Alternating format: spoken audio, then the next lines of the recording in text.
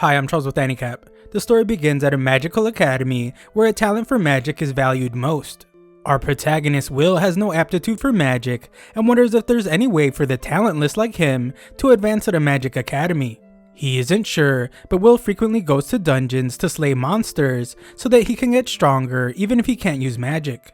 One day at the academy, the distracted Will gets called to the front of the class. He is told to conjure a flame using a catalyst, but Will trembles in fear because of his lack of magical talent.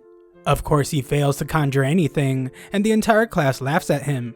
The instructor is really disappointed because this academy is very prestigious, and it's embarrassing how Will can't even use the most basic magic. This makes it clear to the instructor why Will is said to only be an honor student when it comes to note-taking. He says that Will is completely beyond help. Just then, a student named Scion conjures an amazing flame from his seat. Scion gives an insincere apology by saying that he was just helping Will. The instructor puts out the flame and declares that this was an example of how in this world, the supremacy of magic is absolute. Magic is strength, and mages are their heroes. At the academy, a student's talent for magic is how they earn a higher rank. However, a no-talent student that can't even use a bit of magic has no right to be at an academy that gives rise to powerful sages. After class, Scion mocks Will for going into the dungeon again because he's just going there to take out small fry and scrape up some credits. Some girl named Colette intervenes, but Scion can't understand why an honor student like her would defend such a nobody. Colette declares that Will is the hardest worker she knows, and she refuses to let anyone insult her friend. Everyone is shocked to hear her speak this way, but Scion points out that it takes a lot more than hard work to become a Magia Vander.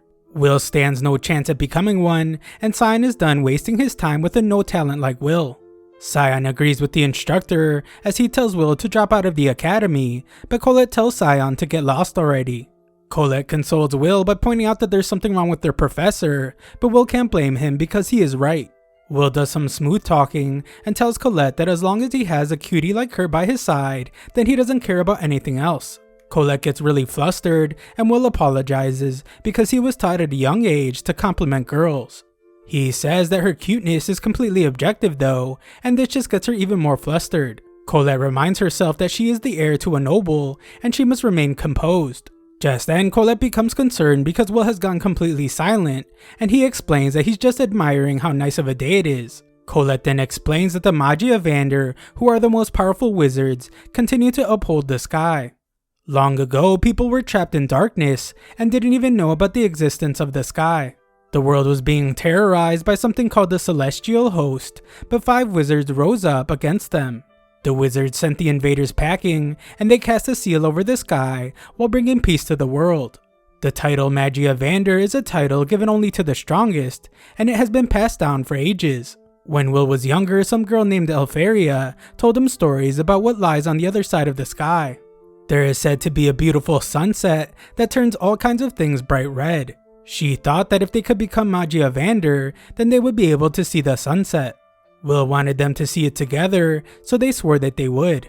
Will realizes now that this was just a childish promise, but Elfaria was the real deal. She was an incredible talent, and she became the youngest to ever earn the Magia Vander title. Because of this, she left to the top tower, and the talentless Will was left behind.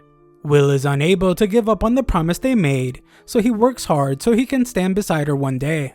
Afterwards, Will is scolded by Professor Werkner for going to the dungeon again. The worst part is that Will went to the 7th floor, and Werkner fears that Will lose his life one day. Will apologizes and sheepishly asks about his credits, which just gets Werkner more upset. Will did eliminate an evil guard in the dungeon though, so Werkner awards him with 2 credits.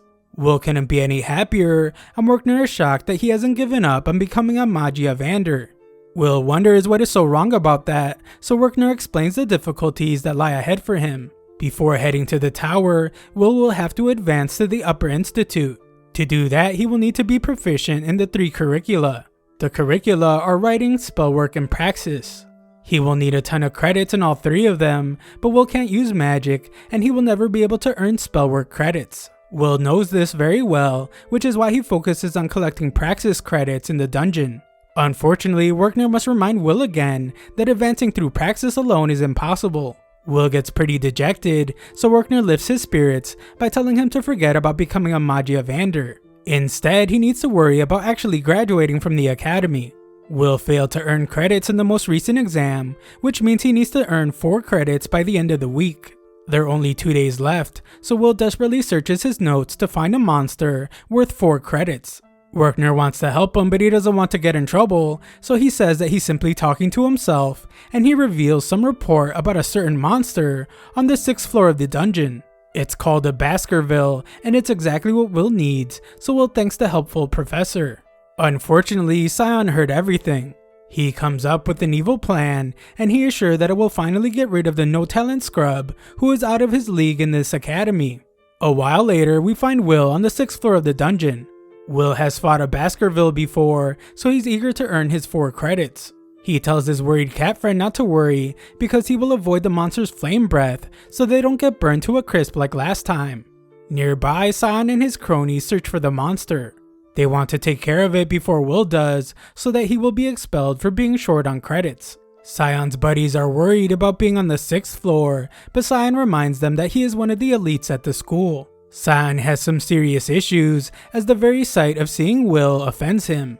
He doesn't even believe that a no-talent loser should even be able to speak about the Mage Vanders, and he thinks Will doesn't deserve to be at the academy. Just then, things take a horrifying turn as a monster utterly eviscerates one of Scion's men. This thing is terrifying as the kid's blood drips off its fists, and Scion's friend screams in horror. Will hears the scream and rushes forward as he fears that someone is being attacked. Will demonstrates incredible speed and arrives to see Scion in battle. He is shocked to see that the monster is an evil sentinel because he has never seen one in person before. This beast is incredibly dangerous and it's worth 10 credits. This terrifying monster usually resides in the lower levels of the dungeon, so Will wonders why it's there. The terrified Scion begs for the monster to stay away as he attacks it, but his magic isn't having any effect. Scion doesn't stand a chance, and Will realizes that the sentinel is on a whole other level. Scion desperately fires away, but the fearsome beast just keeps approaching, so Will decides that he has to do something. However, just then Will shocks himself as he wonders if he actually has any obligation to save Scion. Scion has done nothing but make fun of him, and he has bullied Will to no end. His mind is flooded with memories of how poorly Scion treated him, and he begins to think that leaving Scion behind to lose his life would be justified. However, Will remembers something that Alferia told him. She said that he was kinder and braver than anyone she has ever met, and we see that she was the one that gave Will his glasses. Back to the present, Will says that Alferia was wrong. He isn't kind or brave, he just wants to do whatever it takes to stand beside her. Will puts on his battle glasses and dashes forward. He stops the monster's immense attack and declares that he will become a lone sword. Back at the school, Professor Edward urgently tells Werkner that Scion and his buddies went to the dungeon without permission. Werkner is in disbelief, and Edward tells him to use his familiar to find Scion. The kids are in serious danger, so Werkner prepares to do so and asks what floor they're on. Edward explains that they went to the 6th floor, and he is shocked when Werkner declares that if they went to the 6th floor, then there's no need to worry. Edward reminds him how dangerous the 6th floor is, but Werkner explains that everything is fine because that is the floor Will is on. Back in the dungeon, Will demonstrates his immense fighting ability as he fends off the sentinel, and he manages to slice off one of its fingers. The infuriated beast tries to attack Will, but the kid is just too fast. Will soars around the cave and easily deflects the debris that the monster throws at him. Eventually, Will makes it onto the monster's back, and Scion watches in shock as he can't believe that this is the same Will from school. The professors watch the fight from a crystal ball, and Edward can't believe what he is seeing from Will. Werkner then reveals that Will is a true outlier. He has superhuman strength that a mage would never possess, and a body as tough as a dwarf's. That isn't all though, as he also has incredible observation skills that allow him to grasp an enemy's strategies after seeing them just once. Will demonstrates this by dodging an attack the monster just used, and he uses this opening to slice its arm off.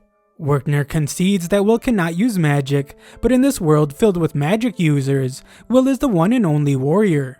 Will now takes the monster's giant sword, and as the beast becomes infuriated, Will gets ready for an attack.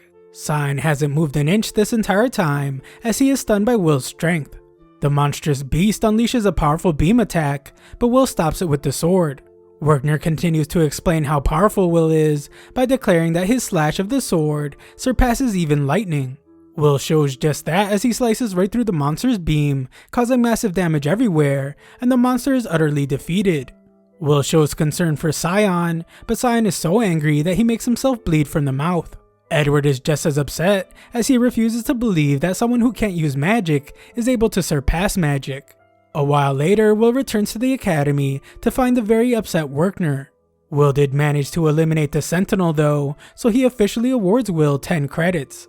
5 years earlier, we see how terrible Will felt while everyone whispered behind his back.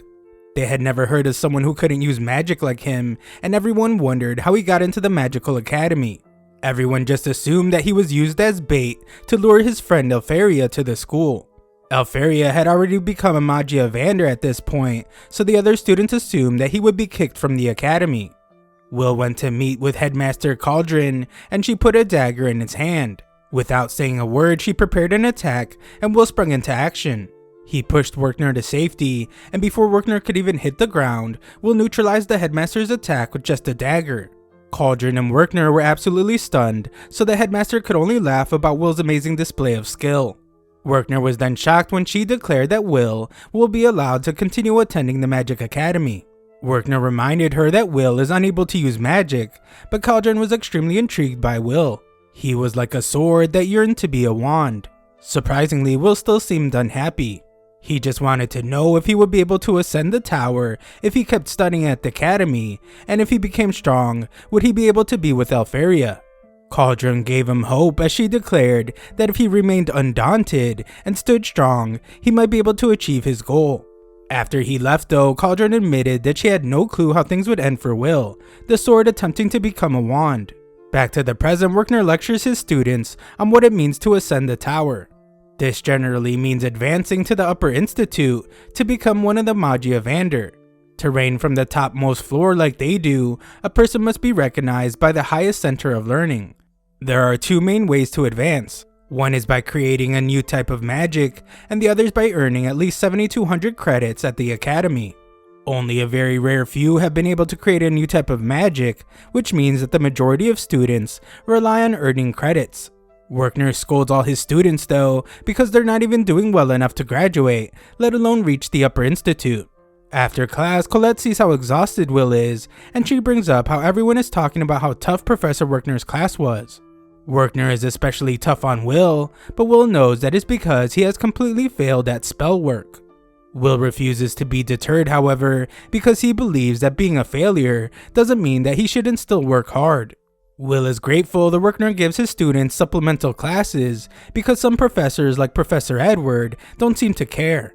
Just then, the two overhear Scion's friends telling everyone that Scion defeated an evil sentinel all by himself. His friends admit to being overwhelmed by the beast, but when they woke up, Scion had slain the sentinel.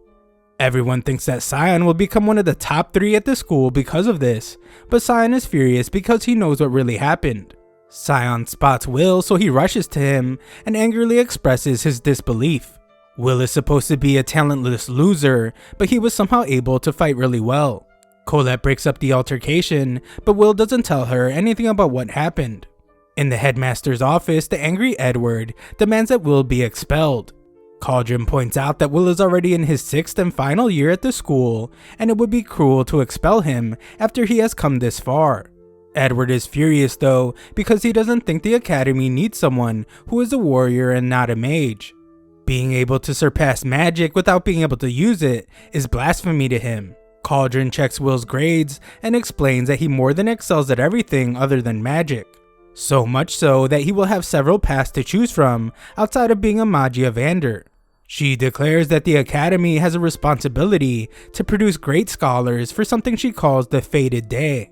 This just further emboldens Edward, so he explains that the issue is Will is determined to become a Mage Evander. That fact is clear to everyone, so Cauldron sees his point and declares that Will should be tested. Also, because Edward has learned Will's secret, she instructs him to administer Will's test personally. If Will fails Edward's test, then she will entrust the matter of his expulsion to Edward.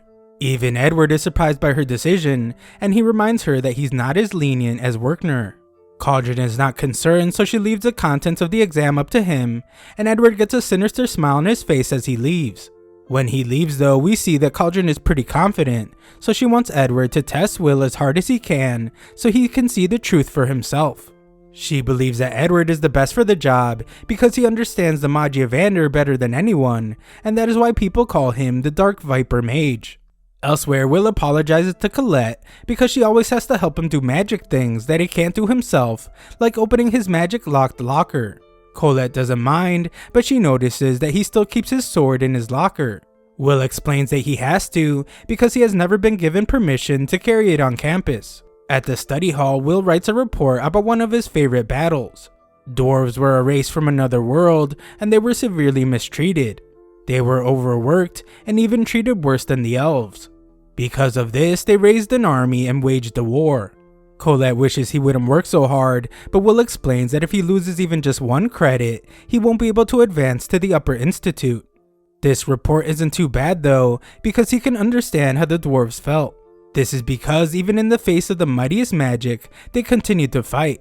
They never gave up, and such determination is what Will believes is necessary to overcome magic.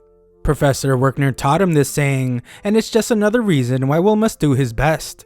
Colette then notices that Will has a white hair. He rejects her offer to pull it out, but she insists. Just then, Edward interrupts them and instructs Will to come with him to the spell hall.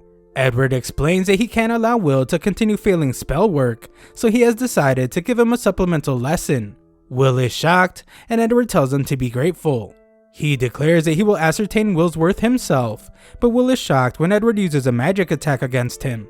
Edward simply explains that Will's assignment is to land a single strike on him, and refusal is not an option. However, if Will succeeds, then he will award Will with his first ever spellwork credits.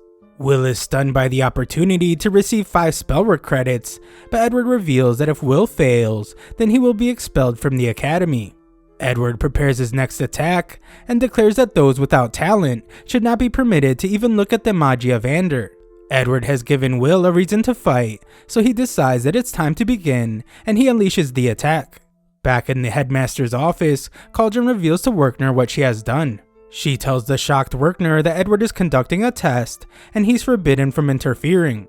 Cauldron has recognized Werkner's advocacy for Will, but she must also recognize Edward's concerns. She has already decided that Edward will ascertain whether Will is worthy of attempting to become a Mage Evander. Werkner struggles with how cruel her choice is though, because Edward is the closest person to becoming a Mage Evander. Edward was ultimately defeated before, but he's still an ascendant. He has reached the top of the tower before. Edward demonstrates his fearsome abilities now, and Will is shocked that he was able to generate so much power by only using a low-level dark magic spell. Will is no slouch though, and he shows his incredible speed, but his kick is stopped, and Will realizes that Edward's defense is impregnable. Edward mocks Will for kicking a magical shield, and he calls him hopeless. Will is knocked back by a powerful attack, and he's stunned to see that Edward is casting spells with no incantations. They activate instantly, and there's no hole in Edward's offense or defense. Things aren't looking too good for Will, as he realizes that he can't even scratch Edward, and we see that Will's familiar named Kiki runs off. The confident Edward announces that the only magic he will use are his black flames to burn Will, and his shield to repel Will's poultry attacks. Edward prepares his next attack, and Will is horrified to see that he's overlapping a single spell. The attack was extremely powerful the first time, but now he's going to unleash a barrage of them. Edward declares that the talentless need to disappear, and he unleashes the attack. The attack is impossible to escape, so Will is struck several times as Edward demonstrates immense control of his magic. Will is in really bad shape now, and he begins to realize that he can't beat Edward. He is shocked to see what a top-tier mage looks like, and Will wishes that he had his sword. Nearby, Colette worries about Will after hearing that he was going to have supplemental lessons with Edward. She fears the worst, but she is surprised when she sees Will's familiar. Kiki is injured, but she still scratches at Will's locker, and Colette realizes that something bad has happened to Will. Kiki is clearly distressed, so Colette urgently opens Will's locker. Back with Will, Edward points out that if he can't handle someone like him, then Will has no chance at ever becoming a Mage Evander. Edward then brings up the war involving the dwarves and explains that they foolishly incited a rebellion with the force of 10,000 dwarves. He then asks Will if he knows how many mages it took to end the battle. Will tries to get up, but Edward forces him down and angrily reveals that it only took one mage. With a simple wave of his wand, a single mage was able to annihilate 10,000 dwarven warriors. Edward angrily declares that this is the way of the world and a sword will never reach a wand. He wants Will to abandon his aspirations, but Will refuses and proudly announces that he wants to reach the Mage of Ander. Edward pushes him away and demands to know what drives Will to fight so hard. Just then, Will stands defiantly and declares that he wants to be with the person he loves. This answer shocks Edward to his core, and Will continues by saying that he wants to keep the promise he made with Elfaria. Edward is disgusted and refuses to believe that something as simple as love is what is pushing Will to reach for the apex of magic. Will understands how foolish it must seem to Edward, but he doesn't care how difficult the path will be. He is determined to see the sunset with Elfaria. Just then, Colette arrives at the perfect moment and she gives Will his sword. Will thanks her and gets ready for a real fight. Edward calls Will a deviant and points out that he cannot win with the sword. Edward promises that he will defeat Will as he unleashes another attack, but he is stunned when Will slices right through his magic. This makes it clear that he's using a Moria blade, but Edward doesn't care and launches another attack. Will thinks about how terrified he is as he can tell that Edward is going to launch another barrage. This is because it's a terrifying volley of 1,000 flames. Will can't stop his legs from shaking as he acknowledges that Edward is a powerful barrier between him and the Mage of Ander. Will really wants to run away, but he knows that this is the only way through the barrier. Edward declares that the fight is over as he sends out his barrage of magic attacks, and Colette calls out to the charging Will. Will masterfully maneuvers through the attacks and thinks about how there is actually more to the story about the Dwarven War. There was a brave dwarven general named Gareth that fought even as he lost all his comrades. In spite of everything going on around him, he was able to land a single blow. After the battle, in honor of his bravery, the mages recognize the dwarf's status. Just then, Will launches a brick at Edward's barrier and it shatters everywhere. Will then takes to the sky as he declares that the dwarven story is an example of a sword seeing a wand and reaching it. Will uses the ceiling as a launching pad and he sends himself right through Edward's barrier by slicing through it. The battle then reaches its dramatic conclusion as both fighters point their weapons at each other. Edward is then stunned and furious when he realizes that Will cut him. He walks away, but he also declares that Will is rewarded 5 credits. Colette runs out to check on Will, but he's completely exhausted. Cauldron is very impressed with Will, and Werkner points out that Will chose to dive straight into Edward's barrage. He hid himself and attacked from a blind spot overhead. That isn't all though, as Cauldron points out that Will used a strike powerful enough to break through Edward's shield. Will managed to use a slashing attack capable of overcoming magic, and in her amazement, Cauldron declares that it was truly as if Will was undaunted. Another look back shows Will receiving his glasses from Elfaria. This is when she said her final goodbye, and Will declared that he would make it to the tower too. Even if he can't use magic, and even if everything tried to tear them apart, Will vowed to come for her no matter what. Elfaria was shocked when he said that they would see the sunset together, and she promised to wait for him no matter how long it takes. Werkner watched them part ways, and Will told him that this would be the last time that he cried like a pathetic and hopeless loser. Back to the present, Will describes himself as a no talent and a book learner who only excels in writing. Will is a student, but he's also a hard worker. Just then, Will trips, but he demonstrates amazing speed and coordination as he easily catches all his fallen newspapers. Elfaria is in the news for her amazing achievement of creating new original magic. In fact, she's the first to achieve the remarkable feat of inventing 12 magics. Will is of course proud, and he vows to work hard too. He is shocked though when he reads that Elfaria has sent down an order. Will rushes to his friend Rosti and begs him to make magical items for him. Will urgently gets ready and explains everything to Rosti. The order is to collect Frostwalker ice cores because Elfaria needs a lot of magic catalysts. Because of all this, contributing students will be compensated. The target is on the 4th floor of the dungeon, so Will begs Rosti for some magic items. Rosti is a good friend and explains that he already made improvements to the previous version of a magic item. Rosti hands over the new version and Will thanks his buddy. Rosty's always looking out for Will though, so he makes sure he eats something and reminds him to take care of himself. Shortly after, Will arrives at the 4th floor of the dungeon.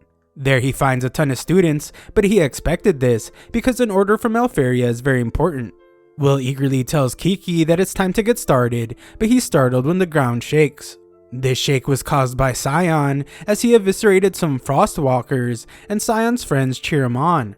Scion isn't satisfied with destroying weaklings like this though, because he's still upset about how strong Will was when he saved him. Will, on the other hand, is very impressed by Scion and determines that he must hurry because at this rate, there won't be any Frostwalkers left to hunt. This area is pretty crowded though, so Will has no choice but to go deeper into the dungeon. Will ends up finding a girl in danger, so he rescues her.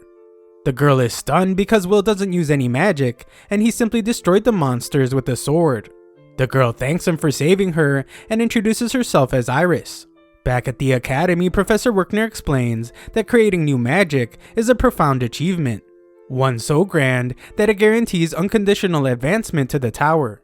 Magic usually takes on the name of the person that created it, and in the case of the dark magic spell Dax Dakins, its namesake is a mage from ancient times, Fire Watchman Dakins. This means that if one of his students come up with some new magic, then they can carve their name into history. A student wonders if Alferia is really as good as the news says, and Werkner agrees that she's unbelievably good. Authoring 12 original spells is unheard of, so she is one of the greatest mages in history. Colette can't believe that Alferia is Will's childhood friend, and Alferia even has the entire school in an uproar after issuing an order. Colette's friend teases her because she's obviously jealous, and she says that Colette must be afraid that Alferia is going to steal Will away from her. Colette denies it, but Werkner must scold them for being too loud. Colette takes a moment to think about Will, and she wonders if he's in the dungeon again because of Alferia. Will is, of course, and Iris says she recognizes him as the kid from school that has no talent. Will wonders why she doesn't have any disdain towards him for being talentless, but Iris says that she can't look down on the person that saved her. She knows that he can't use magic, but she respects people that have their own gifts. Will can tell that she's a good person, and she declares that she wants to become a Mage Evander, one of the people holding up the sky. Will then explains to us that no one knows the real sky, and even now their world is hidden. The remarkable magical energies of the Mage Evander cloak everything, creating a false sky and the Great Barrier. Legend says that when the barrier falls, the world will once again be enveloped in darkness, and the calamity will begin. Students strive to meet orders because they believe that it will help support the sky. Just then, Iris reveals that she actually met Alferia before. Iris was alone in the dungeon and ended up running into trouble. This is pretty similar to how Will met Iris, so he assumes that she gets into a lot of trouble. Iris described how she was surrounded by monsters and her life began to flash before her eyes. The next thing she knew, Alferia was standing before her after freezing all the monsters. It's a really fond memory for Iris, and she vows to do her best for Alferia. That's why she came to the dungeon today, but she fears that all the other students have already taken out all the Frostwalkers. She isn't able to pick up any of them with search magic, but she notices that Will is doing something on his own. He explains that when Frostwalkers move, they leave ice fragments behind. However, the ones he's finding are more than double the size of normal fragments. This makes him confident that there's a really powerful Frostwalker up ahead. Iris is shocked by how he can know all this without magic, so Will explains that while magic is great, it's not absolute. Will has some knowledge and wisdom, and he declares that experience can make up for the rest. Will gears up as he prepares for battle, and Iris is stunned when the giant Frostwalker appears. Will uses his amazing speed to keep her from getting crushed, and Iris is terrified to see that the monster is actually what they call a Frost Rex. Just as Will predicted, it's a really powerful monster, and it shows how terrifying it is with a loud roar. Frost Rexes are the highest form of Frostwalker, and it's worth 6 credits. It's also a special monster that is specific to the 4th floor. Just then, Will must dodge its beam attack, and the beam turns everything it touches into ice. Will tells Iris to wait while he fights, but she's worried about him, and explains that physical attacks won't work on a Frost Rex. Anything that touches it freezes instantly, so close combat is a terrible idea. The only way to deal with one of these monsters is long-range magic attacks, so Iris begs Will not to fight. Will confidently tells her not to worry though, and he explains that he has fought monsters like this plenty of times. Will prepares the magic items his friend made him, and he takes to the sky. He dodges the monster's attacks and maneuvers through the battlefield. The Frost Rex loses sight of him, so it attacks in every direction, forcing Iris to take cover. Will gets into position and launches the magic items onto the monster. The items latch onto the beast, and they're attached to a rope. The beast tries to hit Will with its beam, but it's no use as Will is already on the move again. Will uses his insane speed to avoid getting attacked, and he wraps the rope all around the beast. The Frost Rex keeps trying to attack, but Will has already finished covering it in rope, and he thinks about how Frost Rex monsters are weak against fire and explosive attacks. The Frost Rex uses its most powerful attack to freeze everything in the surrounding area, and it begins to turn Will into ice. It's too late though, as Will's preparations are complete. He uses the device on his wrist to create a flame, and he ignites the rope. The fire makes its way all around the monster and causes the magic items to explode. The blast is incredibly powerful, and when it finishes, there's barely anything left of the Frost Rex. Will credits Rosti for making such great magic items, and he plans to thank his buddy later. Iris is in awe of him, but her demeanor quickly changes to something much more serious.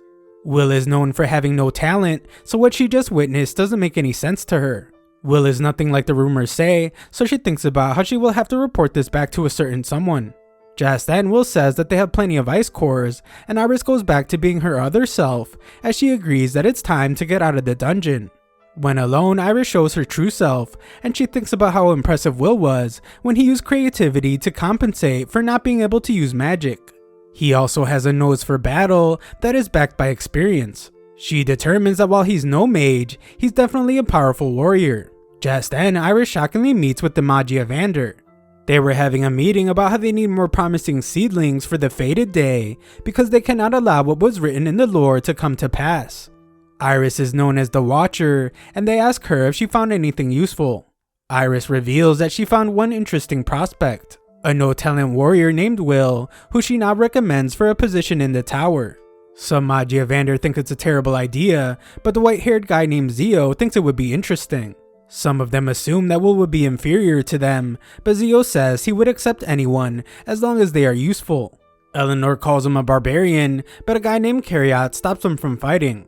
He points out that the Grandmaster Festival is coming up, and they can just wait to make a decision about Will until after they see those results. The Mage Evander agree that useful students will be revealed during the festival, and they begin to leave. Alferia stays behind, and she once again promises to wait for Will. A while later, we watch as students are tested, and we learn that a student needs at least 7,000 credits to advance to the Upper Institute. This is also an absolute condition for becoming a Mage Evander. Students engage in combat with some sentinel-looking things, and Colette shows off her fighting ability. Scion does as well by destroying a golem, and it is announced that they both passed the exam. Colette now has 7,300 credits, and Scion has 9,800. Will fights a golem as well, but he is mocked for trying to punch it instead of using magic. Will gets distracted by some students, and he's eventually defeated. This only makes the mockery worse, as students talk about how he can't use magic, and he can't even scratch a golem. A couple students then amaze everyone with their abilities. The girl is named Lihana, and the guy is Wignall. Their magic is very impressive, and they easily defeat a golem. They both pass the exam, and each of them now have a total of 10,020 credits. Another guy steps forward and uses some ice magic to attach some ice crystals to several golems. These shards turn into ice flowers, and the guy easily freezes several of these golems.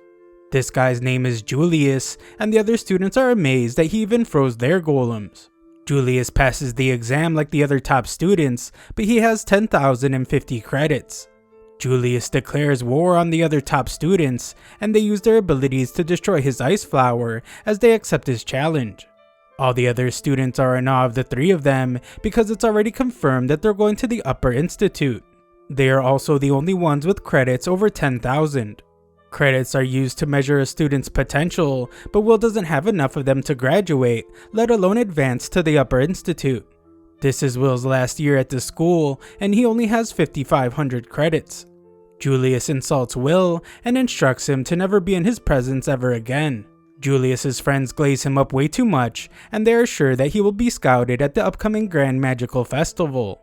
Will overhears them, and he can't believe that it's already time for the festival again. At lunch, Colette tells Will that his only option is to get scouted at the festival. This is because advancing to the Upper Institute on writing and praxis alone isn't realistic.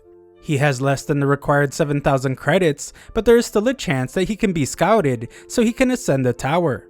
Will agrees with her, but she isn't the only one with this idea. All the other students are trying to turn things around for themselves, and they will be out for blood during the festival. The Grand Magic Festival is held every 2 years. Several competitions will take place, and high mages will come down from the tower as scouts. It's a contest between students from different tower factions, and there are quite a few of them. Colette is sure that if one of those factions chooses Will, then he will surely be admitted as a tower member. Will knows that this hardly ever happens though, and he would have to perform some kind of magic that will put a high mage to shame.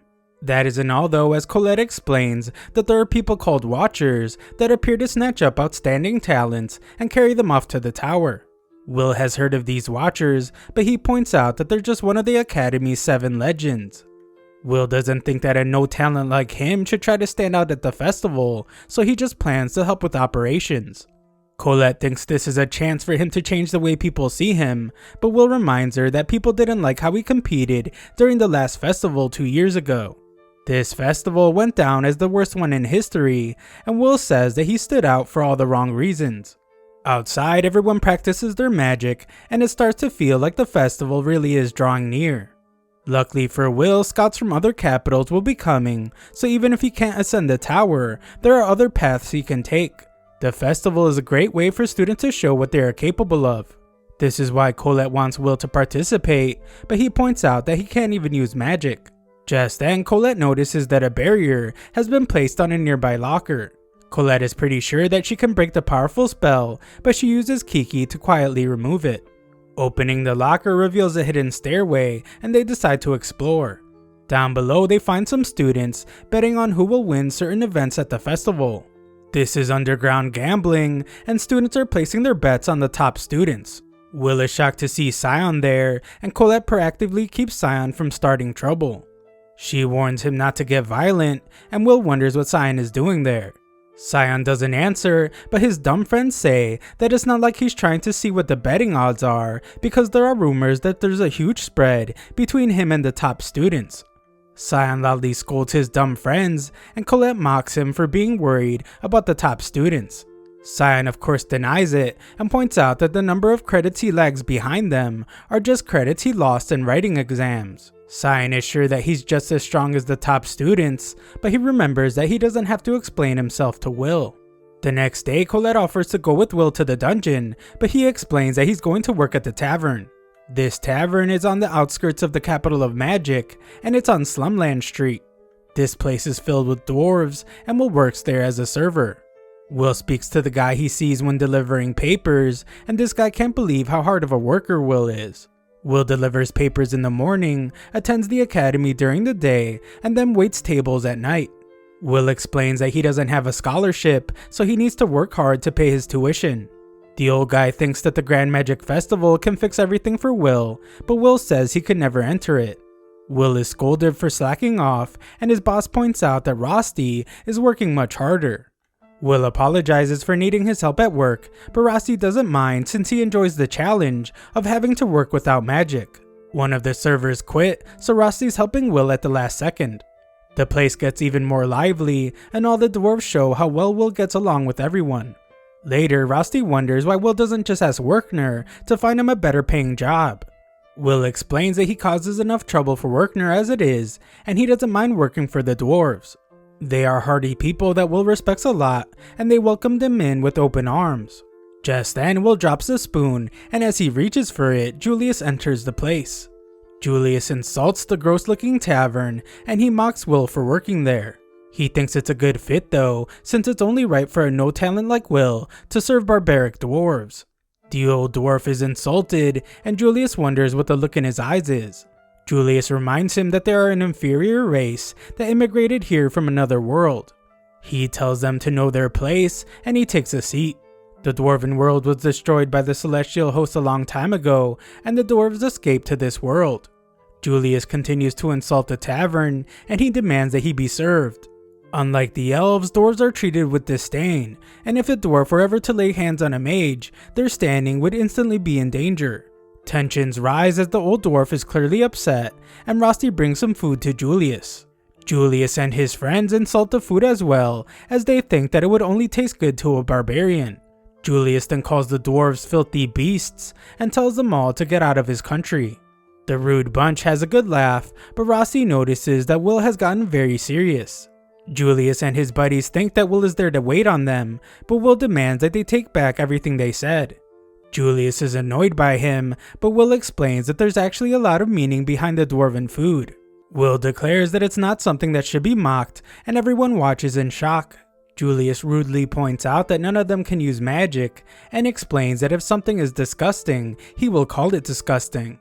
Julius then kicks the food right onto Will, and his friends tell Will not to get any ideas about fighting back. These idiots just mess with the wrong guy though, and Will instantly drops both of Julius's friends. Will knocked them into unconsciousness with just one move, and he tells Julius that the savagery between them is more senseless than that of the dwarves. Julius becomes furious and explains that he hasn't faced humiliation like this in a really long time. Julius's rage shows in his power as the room begins to freeze over. He warns Will that he just picked a fight with the worst possible person, and Will just barely manages to dodge Julius's dangerous attack. Things get more intense, and Julius manages to pin Will against the wall. Julius then uses his wand to taunt Will by pushing one of his ice flowers, but he is shocked to see that Will is still defiant. Julius decides that encasing Will in ice won't be enough to appease him, because no one is here to see it. He demands that Will enter the Grand Magical Festival so he can humiliate him in front of everyone. Will destroys some of Julius's ice and declares that he will enter the festival. The old dwarf tries to stop Will, but Rosti can tell that it's far too late because Will is really angry now. Julius declares that he will defeat Will and make sure that he will no longer be able to stay at the academy. Will has had enough of this guy and tells him that he will have to apologize to his friends once he beats him. A while later, the headmaster gives a short speech and announces the start of the Grand Magic Festival. Fire Faction scouts are told to keep their eyes peeled so they can find a diamond in the rough among all the participants. Spectators then watch as participants ride on Charizards during one of the matches. Spectators are amazed by the intense race, but it's pretty clear to them that Lihana is going to win. This is expected from the one they call Miss Perfect because she stands at the top of the school. Headmaster Cauldron observes the crowd and is glad to see that scouts are mixed into the crowd with their eyes gleaming. Iris points out that mages coming from outside the tower always create some tension. The scouts are now having their own competition to find the academy's most promising students. Lihana of course wins the sky race in record time, and it's her second time winning in a row. Iris says she has to leave for now as she has work she must tend to. Iris then changes to her other persona to say that there is a certain person she has to cheer for. Nearby, Sion prepares for his match and thinks about how he can't let down a girl in need. A look back shows Colette asking him for help even though she hated it. Colette asked him to join her team and Sion accepted. Sion now rushes to meet with her and he thinks about how Colette must have finally realized that he's a better partner than Will. Sion is then of course shocked to see that Will is actually part of their team as well. In order to participate in the festival's crown attack match, each team must have at least 21,000 combined credits. So for Will to compete, their only option was to invite Sion. Sion refuses to help a no talent, and he wonders why Will is trying to enter an upper level event in the first place. Just then, Sion feels shivers down his spine as Julius enters the room. Will gives a cold stare, and Sion realizes that it isn't meant for him. Colette then reveals to Sion that something happened between Julius and Will. Julius entered the crown attack match, so Will decided that he had to face off against him no matter what.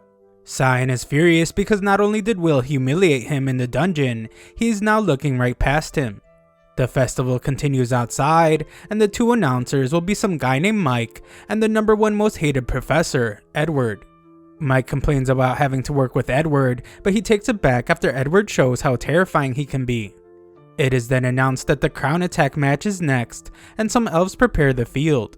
They recite an incantation that causes giant magic circles to form everywhere, and their combined power changes the entire landscape around the stadium. Unlike the other events, Crown Attack is a team competition held between 3-man teams. Teams start at the outer edge of the field and make their way to the central stadium. At the center of the stadium is a crown, and the first to take it wins. Aside from naturally occurring obstacles from nature, participants will have to avoid tons of traps arranged by the professors at the school. Smashing through the shortest path is allowed, and so is obstructing other teams. We then learn that out of all the events at the festival, the Crown Attack is the most brutal and heated.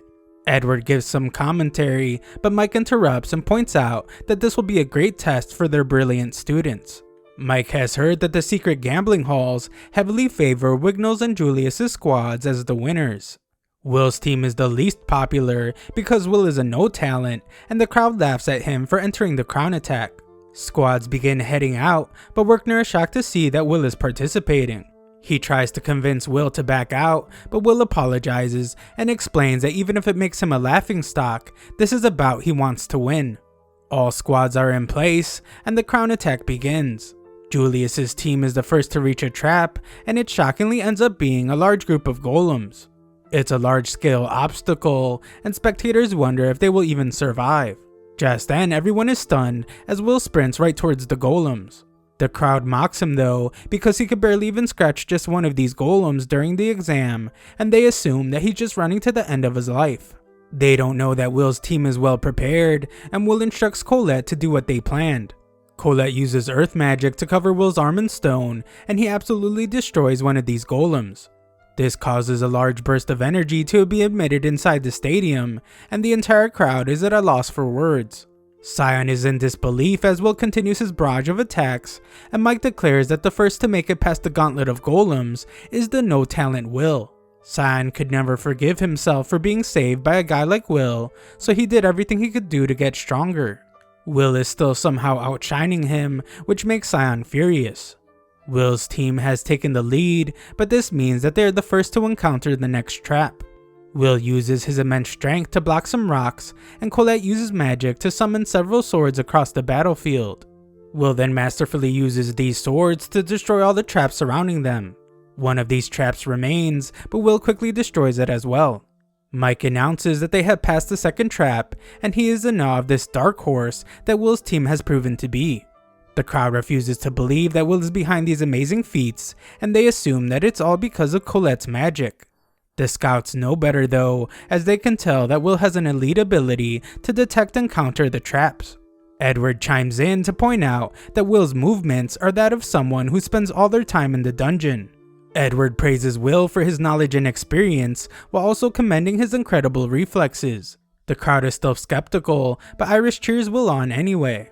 One team refuses to fall behind Will's, but they just end up falling to a trap of wild plants. Everyone tries their best to advance, but the traps are merciless. Will's team has a commanding lead, so Mike wonders if the no-talent Will really be the first to reach the stadium. Nearby, Julius hears the commotion coming from the stadium, so he wonders what's going on. He has just finished destroying a trap, and his team informs him that Will is in the lead. They fear that Will is going to win, but Julius isn't worried one bit, and he tells his team that he will handle it. A short while later, Mike announces that Will's team has reached the final area called the Enchanted Woods.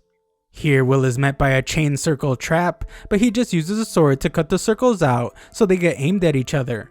The circles destroy each other, and Mike is in awe of how unfazed Will is. Edward was the one that set up the minefield of magic, so he doesn't have any comments about Will passing it.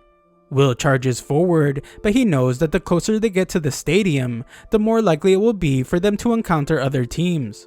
This means that the real fight between them will take place in the Sea of Trees. Will's team is in the lead, so he decides to set up an ambush and wait for Julius. However, just then, Will is narrowly impaled by a shard of ice. Colette is shocked to see that Julius somehow got there before them, and Will wonders if his team is hiding somewhere.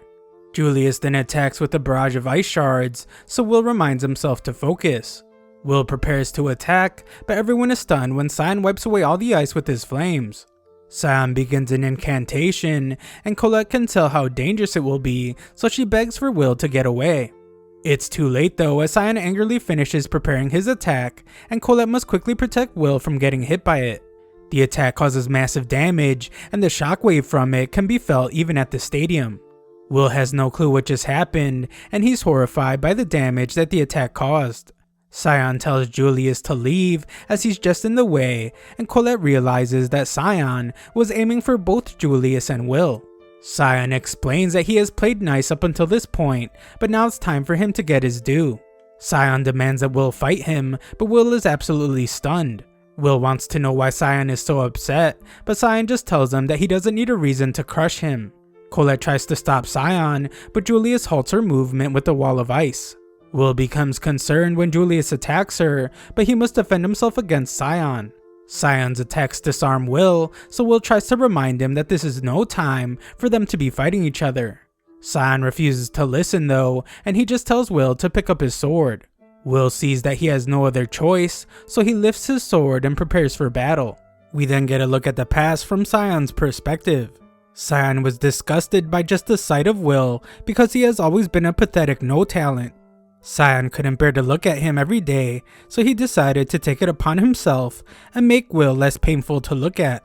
Cyan removed a mean note someone put on his back and told Will that he would allow him to be his underling. Cyan became upset when Will ignored him, but he quickly saw how emotionless Will had become. Will coldly told Cyan to get away from him, and Cyan has despised Will since that day.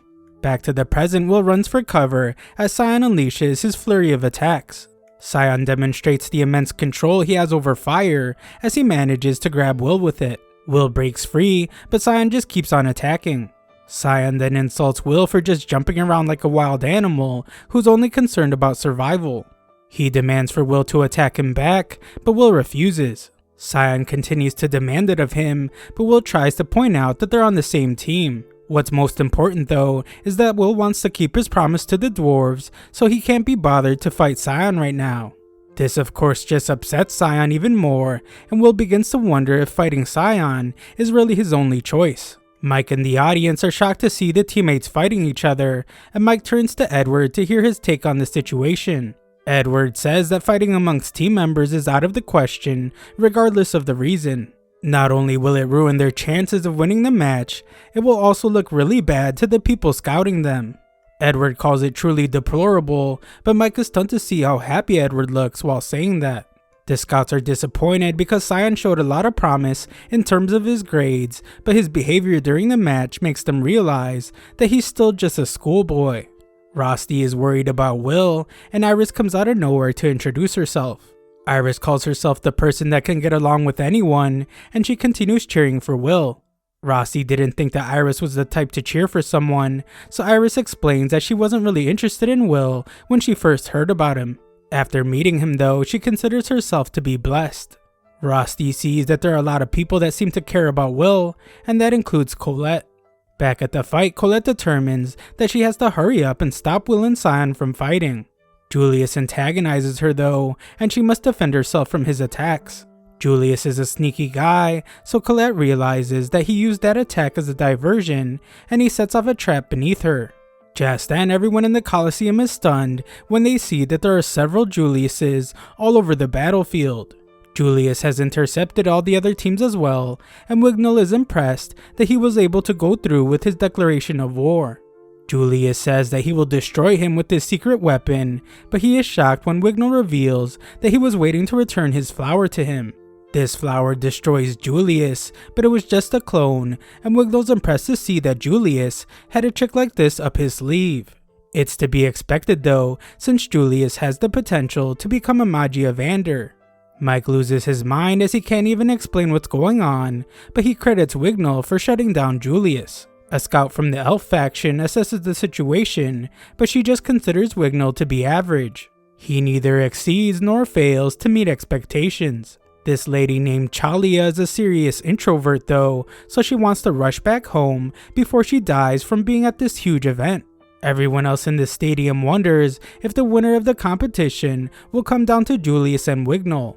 Will's team was really close, but they ruined their chances by fighting each other. Cyan's friends know that Cyan hates Will, but throwing the match because of it is not like him. Cyan is going too far by trying to get Will kicked out of the academy, but one of his friends thinks that Cyan has a good reason.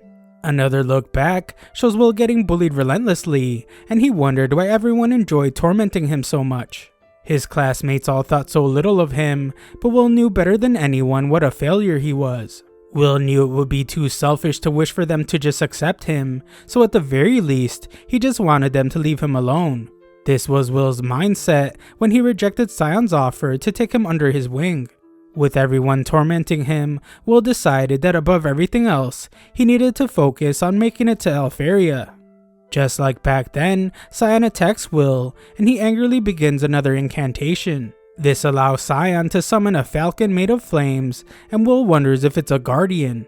This guardian nearly destroys Will, but he masterfully dodges while cutting off one of its wings, and he uses the opportunity to go after Cyan.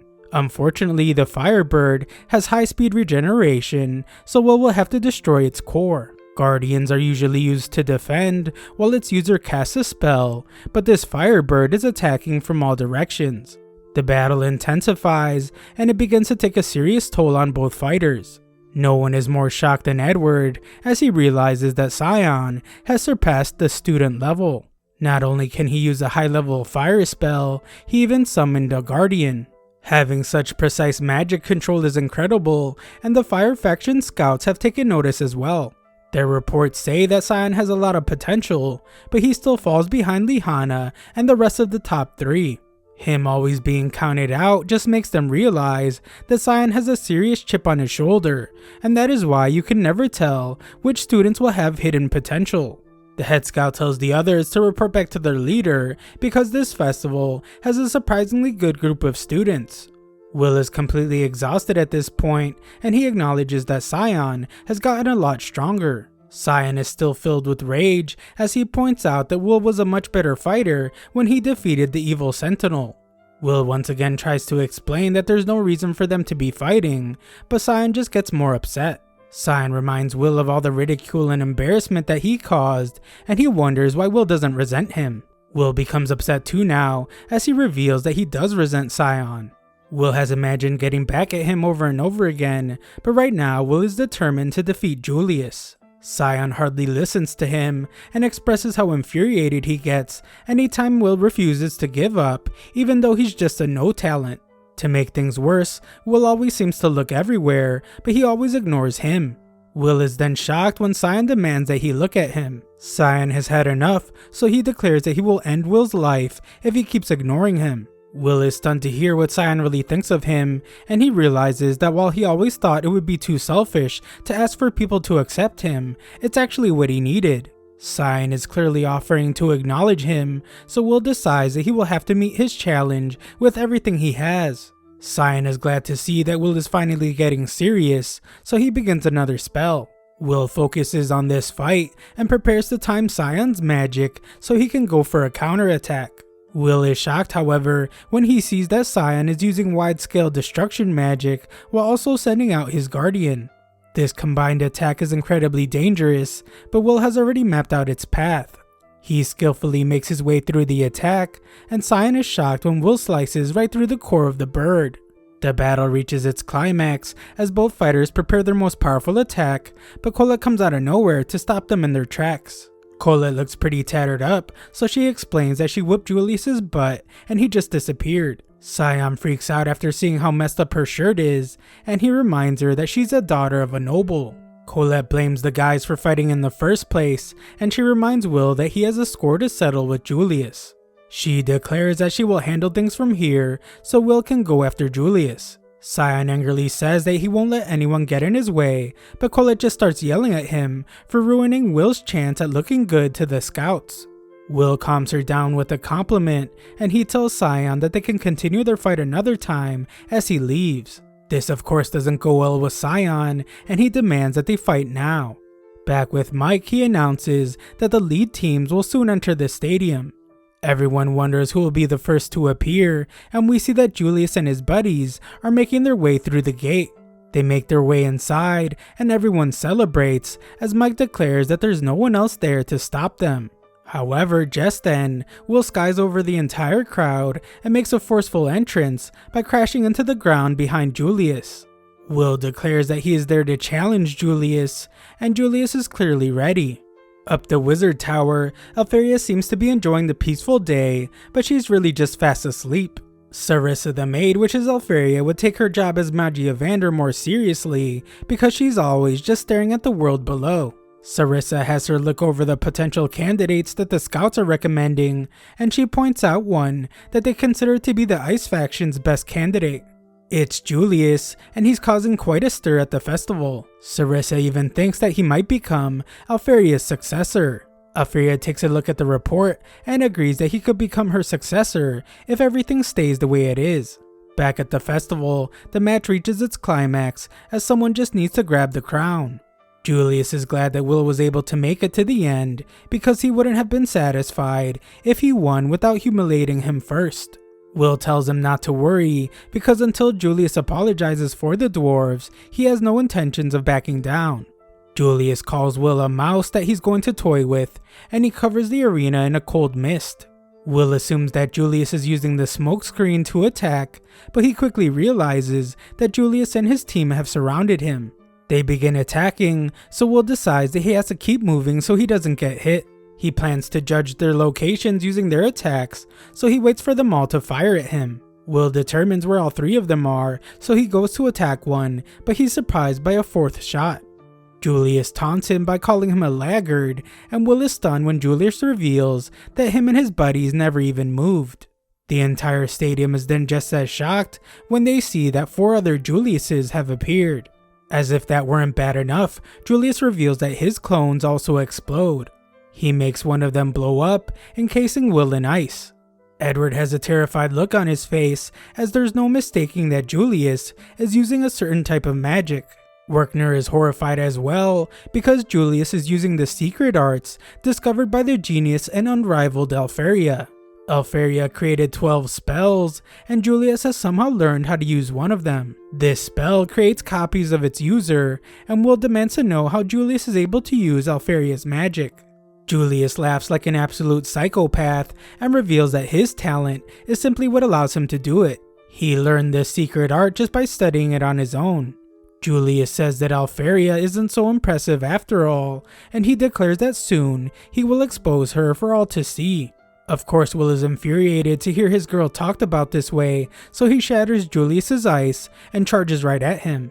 Will finds himself in a pretty tough spot though, as Julius's clones move exactly as he wishes, and they can even use magic. Will is startled when they all stop attacking, and they form a cage around him. Will can't break free, so Julius taunts him and summons a giant ball of ice. He declares that this is the end, and he crushes Will. The entire crowd is in awe of his immense power, and Edward points out that Julius was able to win the fight without even taking a single step. This is ideal for a mage, and it's clear now why Julius was able to obtain thousands of credits. Julius uses this moment to speak to the scouts, and he points out how impossible it is for him to be defeated after learning one of Alferia's secret arts. Julius says that he will prove to them that he deserves to be Alferia's successor, and the crowd erupts with cheer. Iris determines that Julius was just putting on a show for the scouts, and he just used Will, who's as quick and agile as a monster. Iris knows better as she says that it's not over, and Rossi says that Julius would look like a real fool if he doesn't win after doing so much showboating. They both seem to know something, but everyone else is shocked when Will shatters Julius's giant boulder of ice.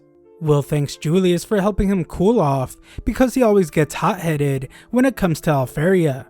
Julius is determined to humiliate Will, so he attacks again, but Will easily dodges this time. As he takes out Julius's friends, Will explains that Julius hasn't perfected Alferia's spell. The crowd is stunned, and Edward realizes that Will just hit himself to get an advantage, the same as when they fought. The crowd becomes confused when Julius's clones start falling apart, and Will reveals that Julius was only able to control his clones with the help of his friends. This means that Julius can only use Alferia's magic briefly. Will says that he has no right to be Alferia's successor, and Julius becomes enraged.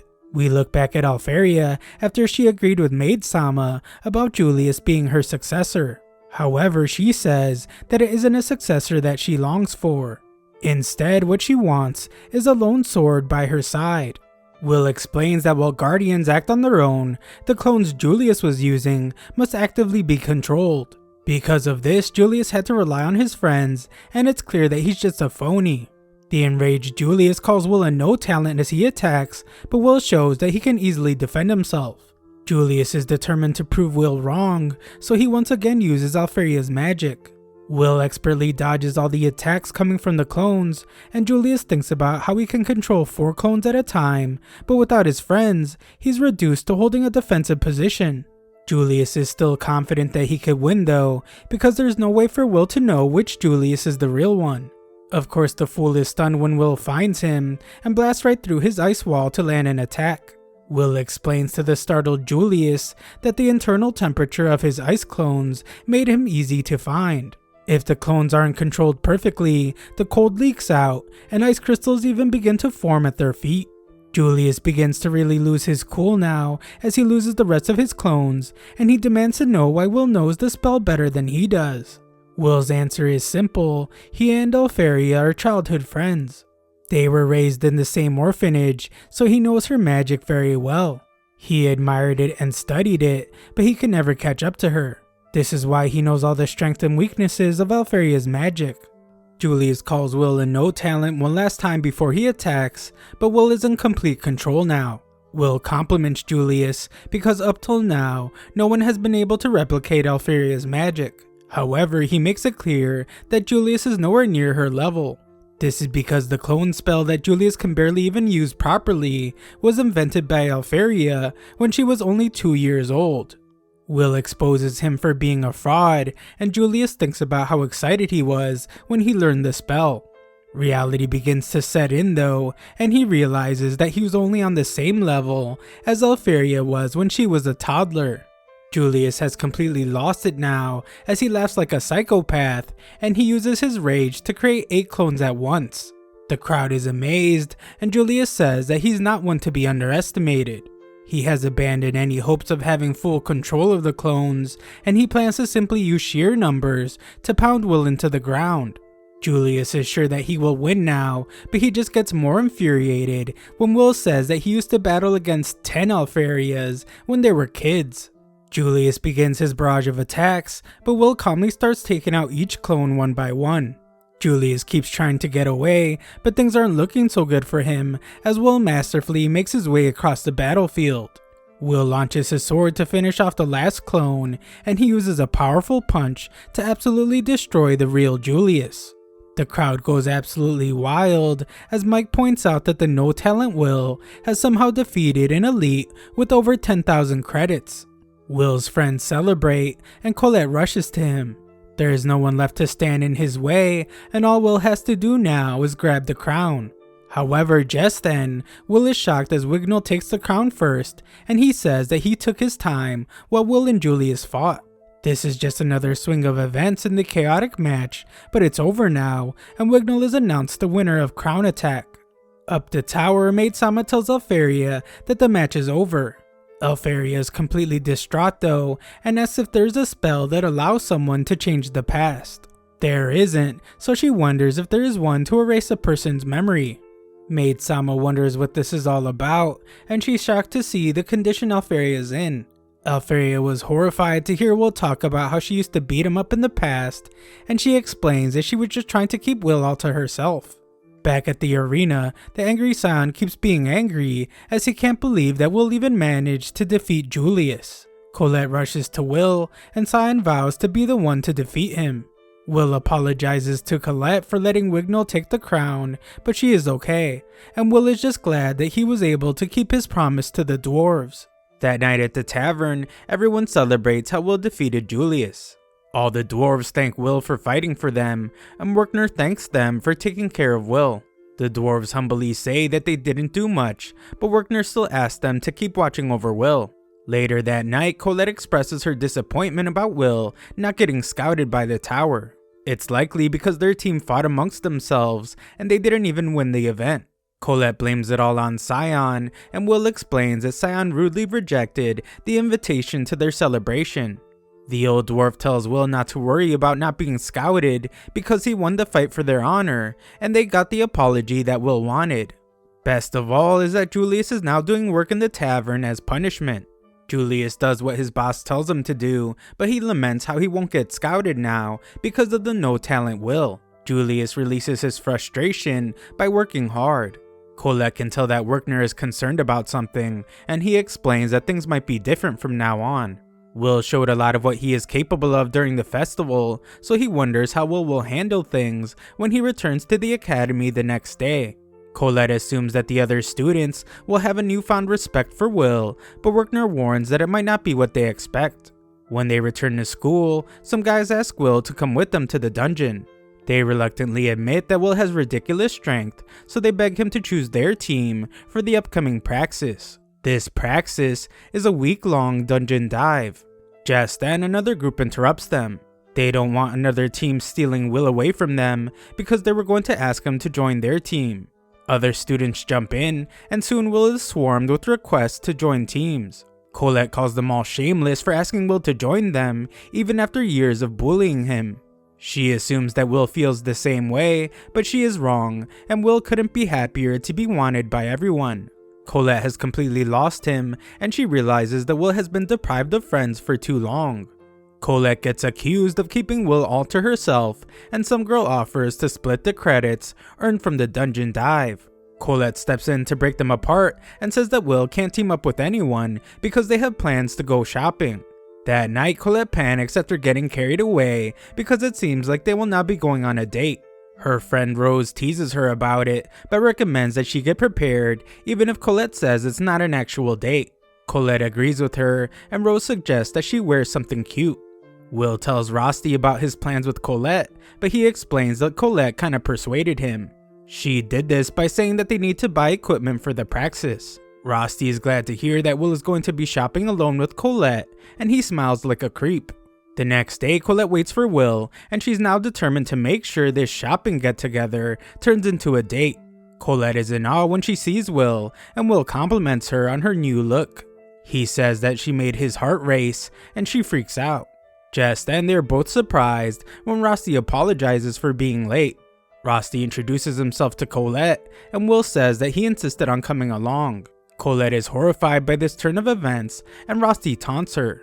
From there on, Rosti gets in the way anytime Colette tries to interact with Will. Eventually, Will notices that something is bothering Colette, so she points out that the closeness between him and Rosti is weird. Will assures her that Rosti is a good guy, and he just likes to be close to his friends. Rosti brings them some drinks, but he didn't get one for himself, so he could share with Will. Colette refuses to let that happen, so she offers to share hers.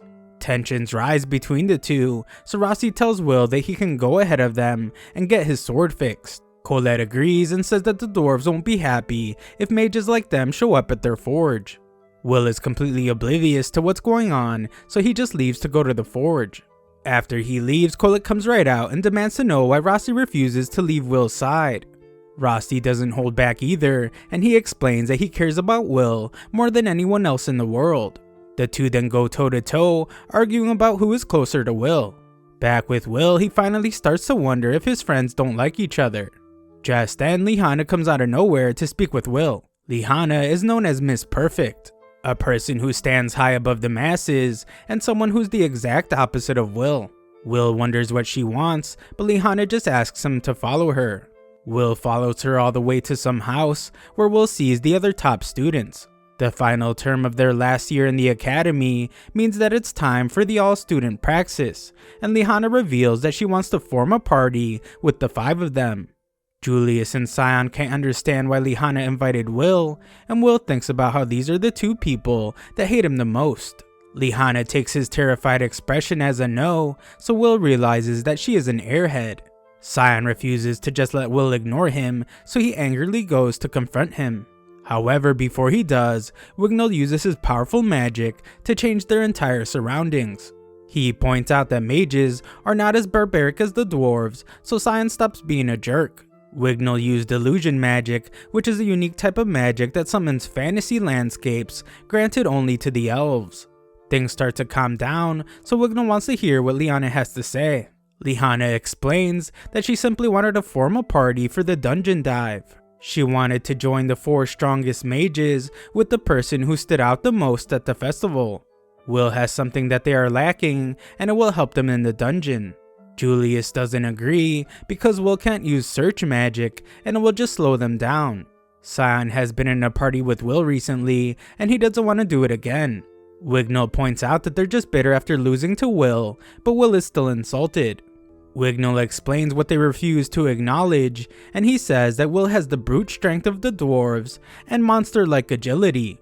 Even though there isn't much sophistication to his fighting style, Will's swords still manage to defeat both their wands. Julius doesn't take his words lightly and points out that Wignall is still behind Liana in credits. This is just more of a reason to respect her opinion, so if she sees something in Will, then Wignall decides that he will just respect the no talent. This is more than he can say for the 2 other guys, and this gets them upset. Liana reveals that she wants to use all their power so she can go up the tower as the top student. She wants more fame and honor, as well as a better future for herself. Liana was scouted at the festival and now has a guaranteed post-graduation placement, but that isn't good enough. In her house, members of her family generally die pretty young. To prevent their total ruin, Liana must deliver overwhelming results. Ascending the tower won't be enough because she must also become a Mage Evander. Liana is sure that they all have ambitions of their own, so she tells the guys to drop a coin in a cup if they agree to her proposal. Wignall instantly agrees because there will be no party capable of achieving better results than them. Julius wants more credits, so he doesn't have any other choice but to agree. Scion tosses in his coin as well, so this only leaves Will. Later that night, Will returns to his worried friends. They went looking for him by the forge, but he was nowhere to be found. Will is very serious, and he reveals that he has decided to join Liana's party for the Praxis Dungeon Dive. The next day, Werkner explains that the Praxis will begin in 10 days. Floors 7 through 10 in the dungeon that were originally off limits will be unlocked. This will allow students to fight over level 5 enemies and other high credit monsters. This is the only opportunity students will have to earn more than 1,000 credits at once, so it's a really big deal. Most importantly, if students can defeat any of the floor keepers, they will earn a large number of credits. In theory, students might even be able to earn full Praxis credits all at once. Edward informs the students that there's also a chance that they will lose their lives. Even just last year, 4 students were eaten by monsters. He tells them to forget about playing hero, as recklessness is prohibited. Professors will be stationed nearby, but that hasn't stopped students from losing their lives before. As students enter the dungeon, Liana points out that she never invited Colette. Colette doesn't care and just declares that she is going if Will is. Rosti wasn't able to go, but Will was happy that he at least prepared a lot of magic items for him. The Praxis is about to begin, and students are informed that base camps have been set up on each floor. If the lower levels prove to be too dangerous for them, then students are told to get to safety immediately. With that, the Praxis begins, and Will puts on his battle goggles. Elsewhere in the dungeon, someone was told to retrieve something in secret. There is someone else with him, and this person removes a person's head from their body in the most brutal way possible. Elsewhere, a guy named Cariat, who is known as the Flame Emperor's Wand, is told about the Praxis. Cariat isn't concerned about that, as he says that the barrier seems like it might be falling soon. Back with Will, the Praxis begins, and Wignall launches the team forward. This sends them all off a cliff, but Wignall keeps everyone from meeting their demise. A crimson ant startles Will, and he is horrified to see that a whole swarm of them has appeared. Mages are weak when it comes to melee fighting, so Will determines that as the vanguard of the team, he will have to act as their shield. However, Wignall stops him and reminds Will about Liana's family reputation. Liana springs forward and unleashes an attack that destroys all the ants. Wignall explains that her family, the Owen Sauces, are a line of knights. Liana herself is rare among mages because she specializes in close quarter combat. Lihana has decided that competing for credits would be too much of a bother, so they will just advance faster than any other party. A look back shows Werkner giving a lesson to Will about what magic is most vital in the dungeon. It is not attack magic or defense magic, it is actually search magic, a common spell that detects enemies and abnormalities. It's very basic magic, but it's also indispensable for mages in the dungeon. Back to the present, and Ant nearly eliminates Will, but Julius rescues him just in time. Will realizes that he can't sense enemies fast enough, and the others are using search magic to perceive a larger area than his senses can. At this rate, everyone will destroy all the monsters before he even detects one of them. Just then, Will is proud to have defeated one, but he is shocked when Wignall wipes all the ants out with one simple attack. Wignall calls Will a burden for not even being able to act as a shield, and he questions Lihana's decision to invite Will to their party. Lihana, however, is still very confident that Will just hasn't had the time to act as their shield. She is certain that Will show his true strength when they face off against over level 5 enemies. Will feels tormented by her words, however, as she keeps qualifying her statements with the word probably over and over again. Julius starts doing something with his wand, so Will explains to us that mages use their wands to absorb magic traces that come from fallen monsters. This way, the academy can check the number of targets a student has defeated. Everyone begins to leave, and they explain that there's no point in absorbing the remaining traces of the ants because they hardly have any value. Will is different from everyone because he has no way to absorb traces of magic. Because of this, he must lug back monster remains in order to earn his credits. This makes him more of a burden to the others, but Will stays positive as he vows to do his best to be helpful to his team at some point. Unfortunately, as their journey continues, Will keeps realizing that there's nothing he can do. Everyone is so skilled that there's no time for him to cut in. It's unfortunate, but Will begins to think of himself as just a pack mule. A while later, Lihana decides that they need to take a break. Sion doesn't feel safe in the spot she chose, but Wignall creates a wall of flames to help. It's just elven illusion magic, but it's enough to scare away the monsters. Lihana has Will distribute the rations she prepared, but Wignall's the only one that doesn't allow Will to get close to him. This is because elves only allow those that are worthy to touch them. Wignall stops Will in his tracks because he doesn't want to touch him by accident. Colette is furious to see Will being treated this way, but the only person Wignall deems worthy in their party is Lihana. Will says it's no big deal since the elves just have a different culture. Like dwarves, they are from a different world. However, the elves value their own kind over others, and they can be insufferable. Above all else, their talents are incredible. At the head of one of the Mage factions is the Elven Queen. Lihana tells everyone that their top priority is the luminous Naberis. It is worth 110 credits, and there is only one. This means that they will be slaying the floor keeper of floor 10. 110 credits is an unbelievable amount, and it's the most in the Praxis. The monster is incredibly dangerous, but Lihana built this party for the purpose of slaying Naberis. She is sure that the party has the power to defeat the 110 credit beast, and she wants to prove it to the tower. Lihana wants to fight the beast when their party has their full reserves of magic, so she wants to ignore the other monsters for now and get them after they defeat Naberis.